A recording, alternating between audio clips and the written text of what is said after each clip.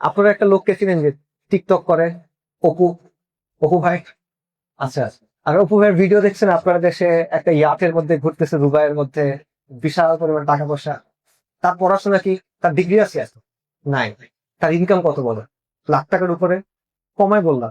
আচ্ছা, সিইসি পড়ে যেই ছেলেটা চাকরিতে ঢুকবে আছে, তার মাসিক বেতন কত বল? সো দেখেন যে সিচুয়েশনটা, দেখেন যে আপনার ইকোনমির অবস্থাটা দেখেন, যেইভাবে আমাদেরকে বড় করা হয়েছে বা আমরা চিন্তা করছি যে ইকোনমিটা ঠিক আছে। আপনি বাবা মা একটা বাচ্চা পড়াশোনার পেছনে তো লাখ লাখ টাকা খরচ করে, বিশেষ করে প্রাইভেটে যখন হয়, ইভেন প্রাইভেটের বাইরেও তো আসলে সব হিসাব করে অনেক টাকা।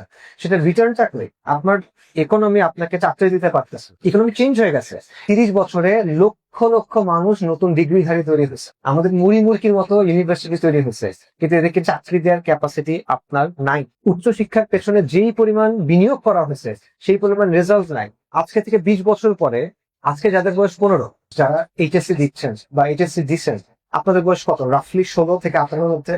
আজকে থেকে 20 বছর পরে আপনাদের বয়স হবে 36 বা 38।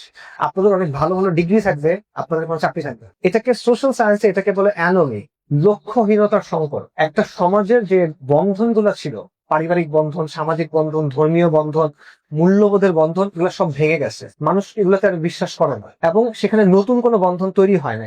তো ফলে সমাজ সংকটের মধ্যে পড়তেছে। আপনারা দেখবেন যে বাংলাদেশের সংসদে গত সপ্তাহে একজন বলতেছেন যে বাংলাদেশের অবস্থা হলো এরকম যে বাবা মা নামাজ পড়ে সারাদিন, আর মেয়ে টিকটক করে, আর মেয়ে বা ছেলে টিকটক করে, মেয়ে কোরিয়ান সিরিয়ালের নায়িকা হতে চায়। তো এরকম সমাজ তো আমরা চাই না। এখান থেকে আমাদের বাঁচতে হবে।